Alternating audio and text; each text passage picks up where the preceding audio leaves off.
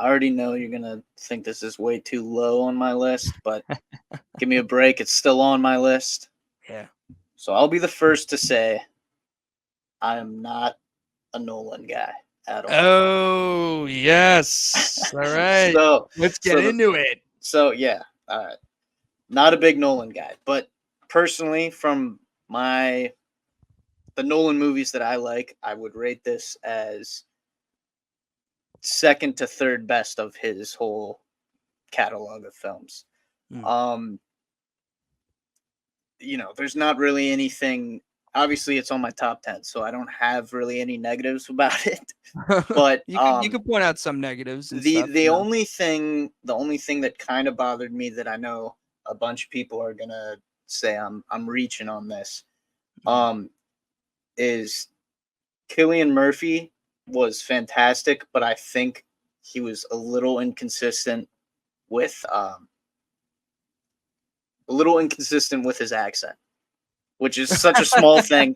But if he were to win, best actor, I think which that's which I something think he's maybe. going to. Yeah, I think it's something maybe people should look for. But regardless, coming after Tenant, which I was not the biggest fan of, Yeah. this was really refreshing. And I'd say too, like, it was great to see Downey Jr. With his supporting role, and I hope I'm not. Was he nominated for Yeah. supporting? He was Yeah, nominated for supporting, and I think he's got a really great case to win yeah, his first.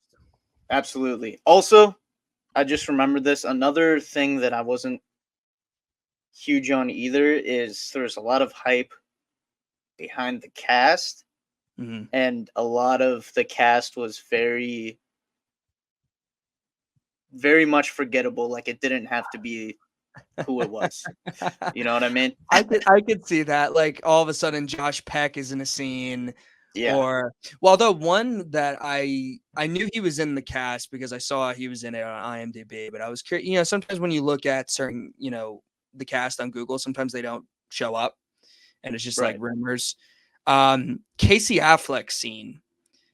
I'm a huge fan of Casey Affleck. Yeah, When his me too. scene is great. And I think the only reason why he wasn't marketed is because of obviously his history with, rumors of possible sexual misconduct and stuff. But I don't know if any of that's true. All I know it's affected his career. And but what I can say, and what is undoubtedly true, is the man can act. Yeah, And he gave one of my favorite performances in Manchester by the Sea, which he won the Oscar for. And he's excellent in just like 3 minutes. Like he's in this movie for 3 minutes. yeah. Like Gary Oldman's in this for like 2 minutes. That's one of Nolan's guys. He's got to be in it. Let's get this out of the way. Oppenheimer was my number one. Yeah, I know. So I struggled with Oppenheimer and what's number two on my list. Okay. I struggled and I struggled and I struggled.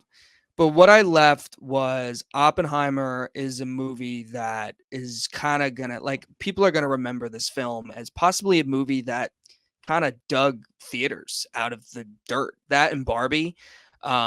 But with Oppenheimer, it's a biopic that's 3 hours long that so many people went to see, which I think is so great. And it Yeah. shows what so Rated many R movies. too.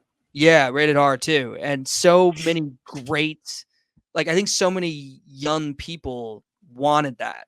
Like there's Yeah. kind of this theory that like us, like Gen Zers or millennials, we just like comic book movies and big blockbusters. No, like we can sit down and watch a 3 hour film about a guy who built the atomic bomb. Yeah. Like, like we could see that. And like I when I first watched it, I thought it was too long. And then the second time I watched it, I thought it was like beautifully paced. I thought Yeah. it was similar to The Social Network in the way they go forward and back. Yeah. I Um, thought that too. and I love the way, he played around with the color. It's just the fact that there was no CGI at all. The performances have to be sold. If you're going to, the people who are criticizing it, like, oh, they just talked for 3 hours. Well, like, I don't know what you were really expecting. Um, Yeah. I saw Spike Lee's criticism that he wished that they showed the Japanese side a little bit more. To me, I don't understand that perspective at all. That's not what this is about. I understand that's the Yeah. bomb, but showing his reaction. They don't even Yeah, show that the was they don't even show the drop at all. yeah. They just show the practice, the test. Yeah. And I think it was necessary to actually not have it in this story, because then it would have been even more bloated. And Yeah, definitely. and I'm not saying that to be inhumane. Obviously, I think what's really important here and crucial for the character is that he's reacting to possibly unleashing this weapon that has killed so many innocent civilians. Yeah. And seeing his reaction to it, like in the auditorium scene, for example, like that's Yeah, very effective. exactly. And I don't know about you, man. Like it's not many times I've been in a theater where you literally can't hear, or you really can hear a pin drop because the audience is so Oh, quiet yeah. during that test. All of it, so great. So I think it's Nolan's second best, arguably his Yeah. second best movie. I think Memento, you can make an argument for. The Dark Knight, you can make an argument for. The Dark Knight. The Dark Knight's always going to be my favorite. But I don't know. What's your number one, Nolan? I think my number one's Memento. Mm, I honestly would love to see more rated R from Nolan. I think yeah. he's very good when he has no limits like that. Yeah. Um, yeah, I would say Memento, and then the second place is between Inception and Oppenheimer. So Oppenheimer was my number one most anticipated of this year, and it's so rare that I can take away from this year that it was my favorite movie of that year. Yeah. Like usually when you have something that high, it's always a little down. Like, I wasn't, I was a little disappointed. It wasn't exactly what I expected, but with Oppenheimer, for me, was the best movie of the year, and I struggled with number two, which we'll get to eventually. Because I thought Oppenheimer, personally, I hate when people throw this word around.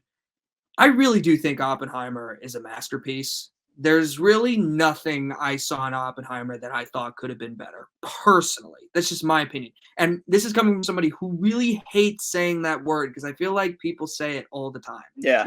And I acknowledge it that people love movies and people think that their movie that they like is perfect and blah, blah, blah. But there's usually always something that doesn't resonate with somebody. And I try to acknowledge that.